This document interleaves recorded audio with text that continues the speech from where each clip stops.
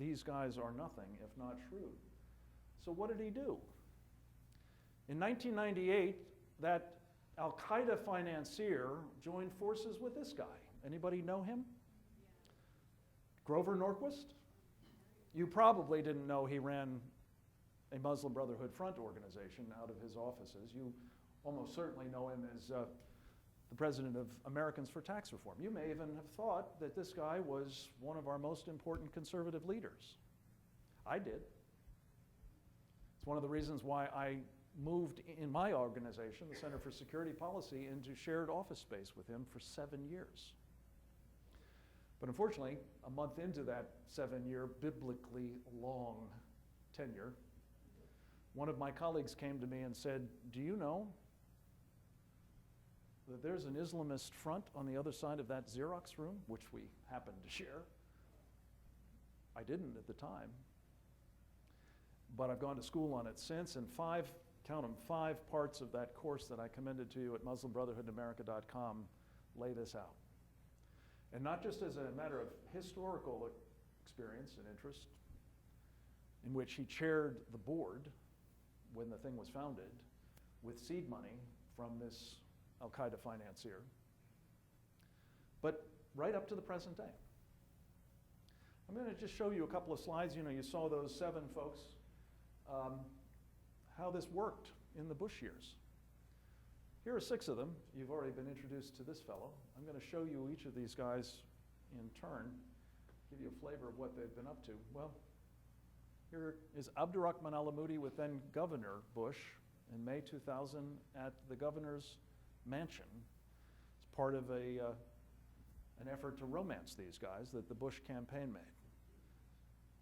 How did a guy like that get there? Well, same meeting, here's his deputy, a fellow by the name of Khalid Safuri. Abdurrahman al-Amoudi's right-hand man, running operations for him in the United States and also in Bosnia.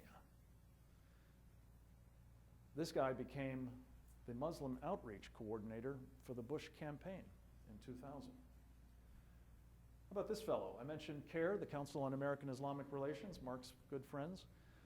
This is the fellow who was wiretapped in 1993 in Philadelphia as a leader of the Islamic Association of Palestine, setting up the Council on American-Islamic Relations. Here he is with George W. Bush shortly after 9/11. What's he doing there? And in many other meetings as well. This is a fellow you may have heard of too. Like Abdurrahman al-Amoudi, he wound up doing hard time some years after this photograph was taken of him with candidate Bush on the campaign trail in Plant City, Florida in March of 2000. He went to jail because he was running Palestinian Islamic Jihad out of his South Florida University professorship at the time that he was photographed with then candidate Bush. Wonder how he got there. This is one of the most dangerous clerics in the United States. I mentioned the blind sheikh. I would argue this guy is almost as bad. He's more presentable because he does the civilization jihad for the moment, not the violent kind.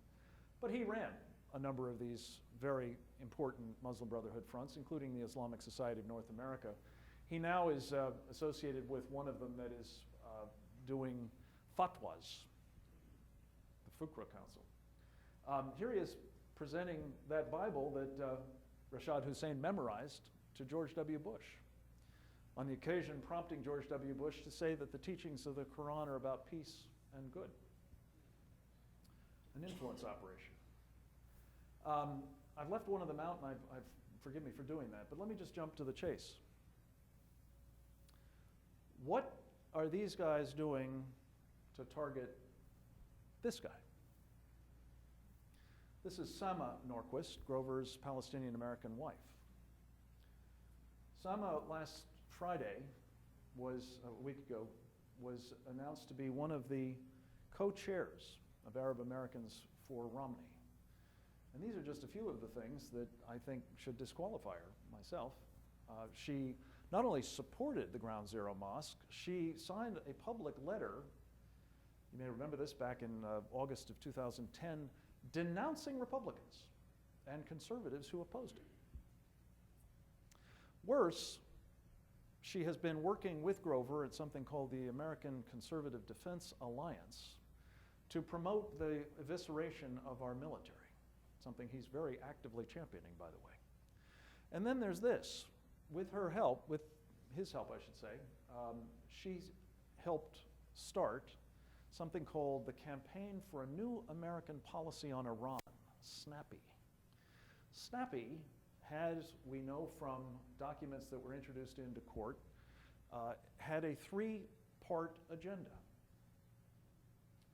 Cutting off US government funding for the opposition to the regime in Iran, ensuring that no further sanctions were imposed on that regime, and blocking any effort to use military force to prevent it from getting nuclear weapons.